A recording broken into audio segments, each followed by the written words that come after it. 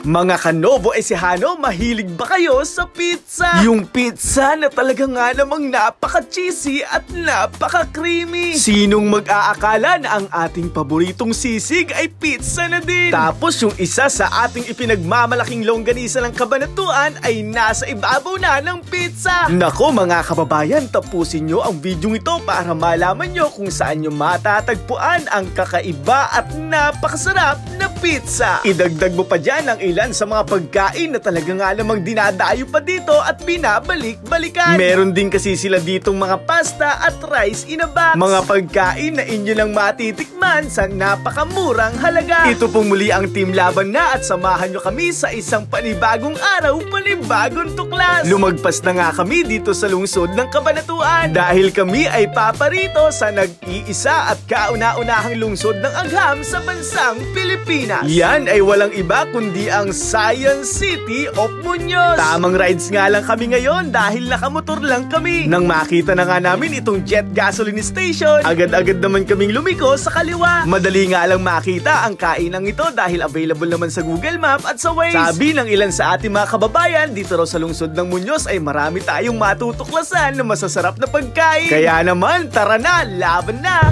Welcome to Bake and Box! Laban na!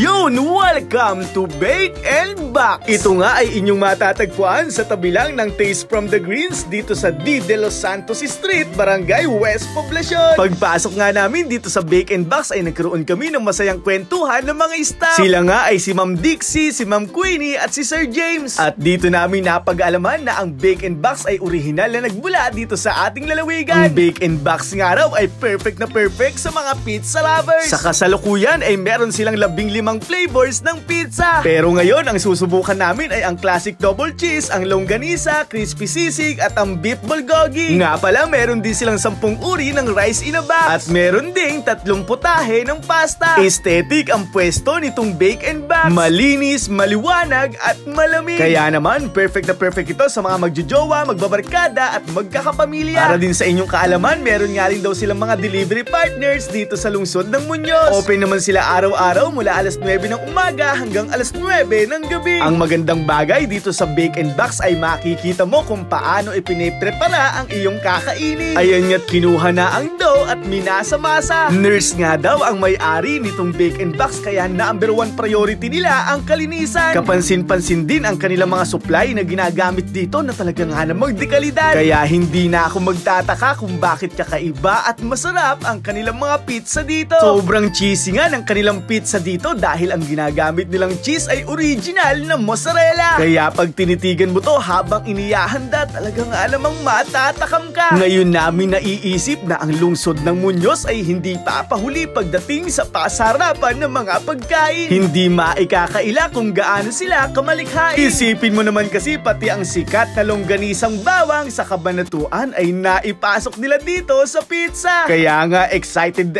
na kaming matikman to. Eto na nga mga kababayan, pagmasdan nyo naman kung gaano katakam-takam ang itsura ng mga pizzang ito. Itsura pa lang, alam mong masarap na dahil mainit at umuusok-usok pa. Masyadong ginagalingan ng Bake and Box.